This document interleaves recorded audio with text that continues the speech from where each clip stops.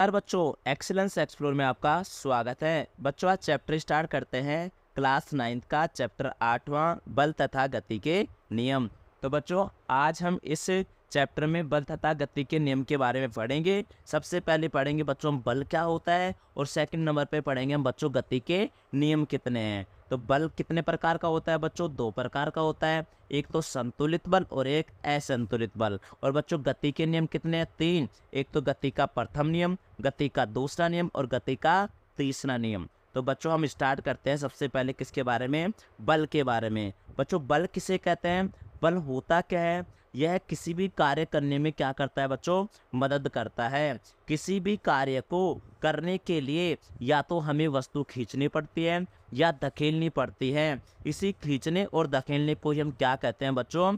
बल कहते हैं। इसका मतलब किसी वस्तु को खींचना या फिर बच्चों धक्का देना। खींचना या फिर क्या बच्चों? धक्का देना ही क्या कहलाता है बच्चों? बल कहलाता है। उदाहरण के लिए आप समझ सकते हैं बच्चों कि जब दरवाजे को खोलने के लिए या तो आप दरवाजे को खींचते हो या फिर उसमें धकेला जाता है, तो वहाँ पे तुम्हारा क्या लग रहा है बच्चों?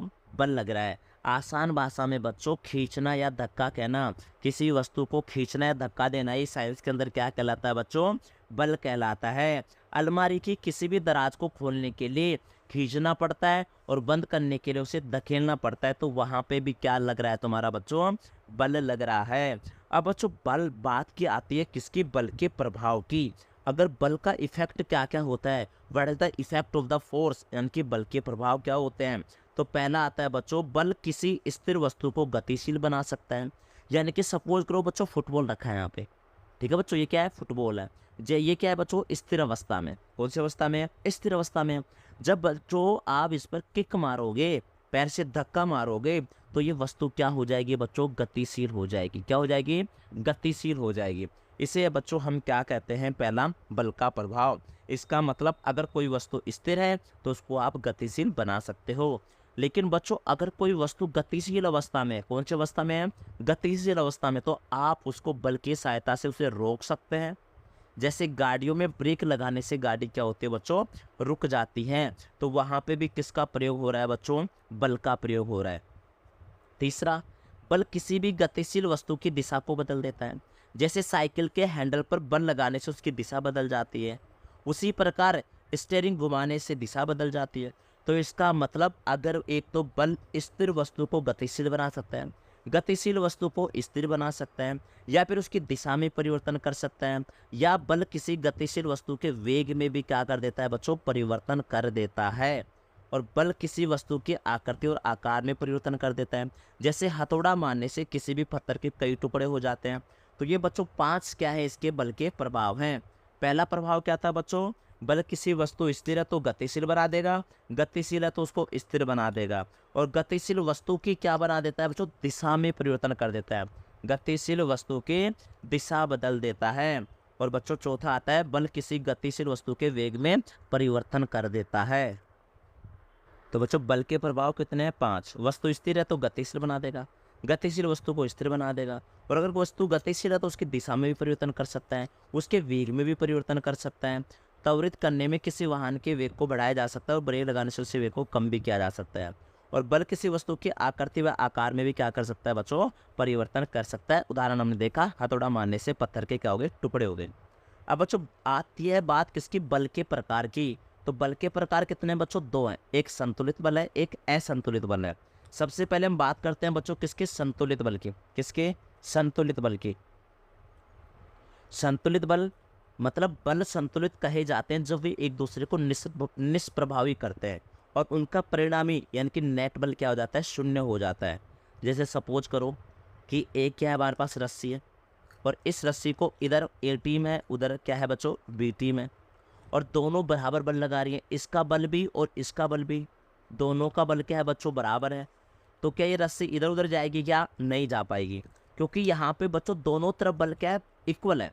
और दोनों तरफ अगर रस्सी को बराबर बल से खींच रहे हैं तब उनका परिणामी बल क्या हो जाएगा? शून्य हो जाएगा। इसका मतलब ये रस्सी ना तो इधर जा पाएगी ना ये इधर जा पाएगी।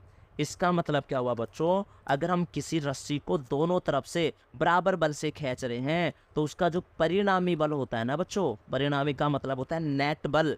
यानी कि सपोज करो यहाँ पे 20 न्यूटन बल यहाँ पे लग रहा है, 20 न्यूटन बल यहाँ पे लग रहा है, तो 20 20 माइनस 20 टोटल परिणामी बल कितना आ गया बच्चों, 0 आ गया। तो इसे हम कहते हैं परिणामी या नेट बल क्या हो गया बच्चों, 0 हो गया। तो दोनों टीमें अपने स्थान पर स्थिर बनी रहती हैं। इस दशा में दोनों टीमों द्वारा रस्से पर लगाया गया बल संतुलित बल है। तो यहाँ पे क्या हुआ बच्चों, अगर किसी वस्तु को खींचते हैं हम लोग और दोनों तरफ से अगर बल क्या लग रहा है, बराबर लग रहा है, तो ये दोनों बल एक दूसरे को क्या कर देंगे, निष्प्रभाव कर देंगे, 0 बना देंगे, कोई प्रभाव इफेक्ट लगेगा नहीं। इसका मतलब उसका परिणामी जो बल होता है बच्चों वो क्या हो जाता है, 0 हो जाता है। उसे हम कहते हैं बच्चों संतुलित बल। अब बच्चों आपने देखा कि जो ये इस यहाँ पे था और यहीं पे रहेगा, इसका मतलब संतुलित बल की वजह से किसी वस्तु की अवस्था में परिवर्तन नहीं लाया जा सकता, क्योंकि यह बल क्या है, समान परिमाण का होता है परंतु विपरीत दिशा में होता है। ये देखो बच्चों, ये इधर खींच रहा है, ये इधर खींच रहा है, तो दिशा तो अलग अलग है लेकिन इसकी अवस्था में तुम परिवर्तन नहीं कर सकते। लेकिन बच्चों इसके आकार व आकृति में परिवर्तन कर सकते हो। जैसे उदाहरण, फूले हुए गुब्बारे पर अगर दोनों दिशाओं में बल लगे तो गुब्बारे की आकृति व आकार दोनों में क्या हो जाएगा बच्चों, परिवर्तन हो जाएगा। इसका मतलब बच्चों संतुलित बल किसे कहते हैं, ऐसा बल जो एक दूसरे को निष्प्रभाव कर दे और उनका जो परिणामी बल होता है बच्चों वो क्या होता है, 0 होता है। उदाहरण, किसी रस्सी को तुम खींचते हो दोनों तरफ से तो उसका परिणामी बल क्या हो जाएगा, 0 हो जाएगा और वो वस्तु स्थिर बनी रहेगी, इधर उधर जाएगी नहीं, क्योंकि वहां पे कौन सा बल लग रहा है बच्चों, संतुलित बल लग रहा है। संतुलित बल की वजह से उसकी अवस्था में परिवर्तन नहीं होगा लेकिन उसके आकार व आकृति में परिवर्तन हो जाएगा। अब बच्चों बात करते हैं किसकी, सेकंड नंबर पे असंतुलित बल की। असंतुलित बल में क्या होता है बच्चों, जब किसी वस्तु पर लगे अनेक बलों का परिणामी बल 0 नहीं होता तो उस बल को हम क्या कहते हैं बच्चों, असंतुलित बल कहते हैं। उदाहरण देखो, सपोज करो 2 टीम है, ए टीम इधर है, बी टीम इधर है। इधर से कितना न्यूटन बल लग रहा है बच्चों, 30 न्यूटन लग रहा है। यहाँ पे कितना न्यूटन बल लग रहा है बच्चों, 20 न्यूटन बल लग रहा है। तो यहाँ पे अगर हम नेट बल देखें, नेट फोर्स देखेंगे तो 30 न्यूटन माइनस 20 न्यूटन, तो नेट बल कितना आ रहा है बच्चों, 10 न्यूटन आ रहा है। यानी कि जो तुम्हारा परिणामी बल होता है बच्चों वो 0 नहीं होता, 0 से क्या होता है, ज़्यादा होता है। और अगर यहाँ पे इस रस्सी को खींचा जाएगा तो रस्सी किधर चली जाएगी, इधर चली जाएगी और इसकी अवस्था में क्या हो जाएगा बच्चों, परिवर्तन हो जाएगा। तो जब किसी वस्तु पर लगे अनेक बलों का परिणामी बल 0 नहीं होता, 0 नहीं होता, तो उस बल को हम क्या कहते हैं बच्चों, असंतुलित बल कहते हैं।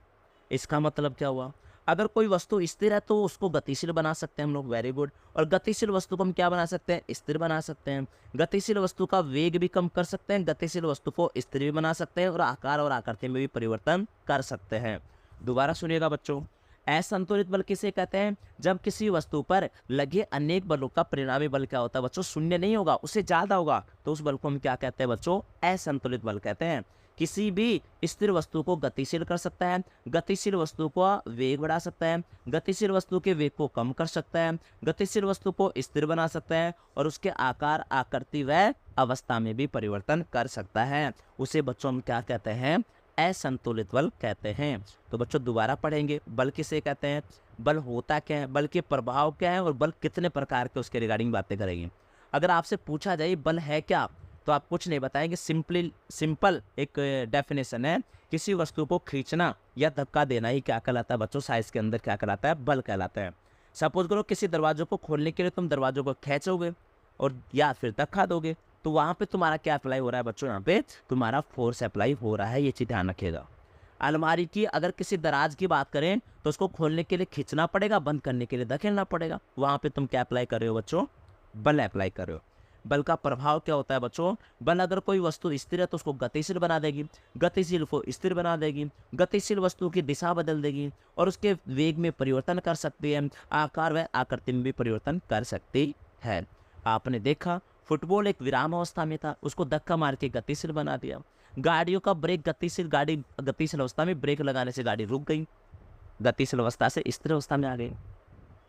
अगर साइकिल के हैंडल पर बल लगाने से उसकी दिशा चेंज हो गई और वेग में परिवर्तन हो गया, हथौड़ा मारने से उसके पत्थर के टुकड़े हो गए तो उसका मतलब उसकी आकृति में परिवर्तन हो गया।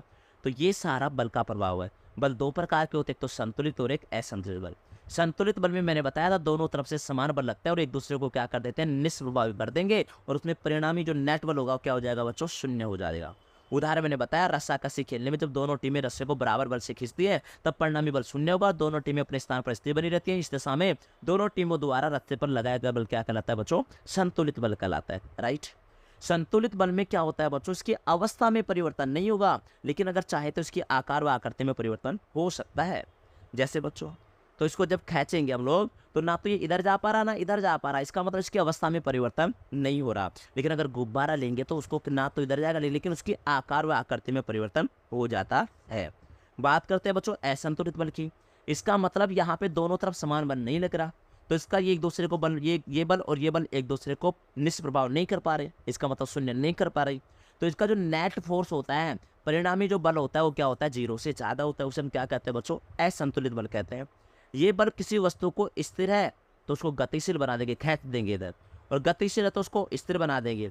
वेग को बढ़ा सकते हैं, वेग को घटा सकते हैं, अवस्था में परिवर्तन कर सकते हैं, आकार व आकृति में भी परिवर्तन कर सकते हैं। तो बच्चों इस चैप्टर में अभी मैंने आपको क्या बता दिया, बल बता दिया। अब जो नेक्स्ट पार्ट आएगा बच्चों उसमें हम किसके रिगार्डिंग बात करेंगे, बल के, न्यूटन के गति के नियम के बारे में बात करेंगे। और आपको ये पता होना चाहिए बच्चों कि F बराबर क्या होता है, m इंटू ए।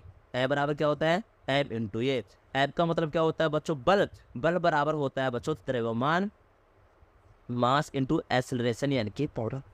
और द्रव्यमान को मैंने बताया था जो आपके अंदर मास होता है वो किस में आता है बच्चों, केजी में। त्वरण का जो मात्रक होता है बच्चों वो क्या हो जाएगा, मीटर नीचे में s की पावर 2। ये भी आपको पता होना चाहिए।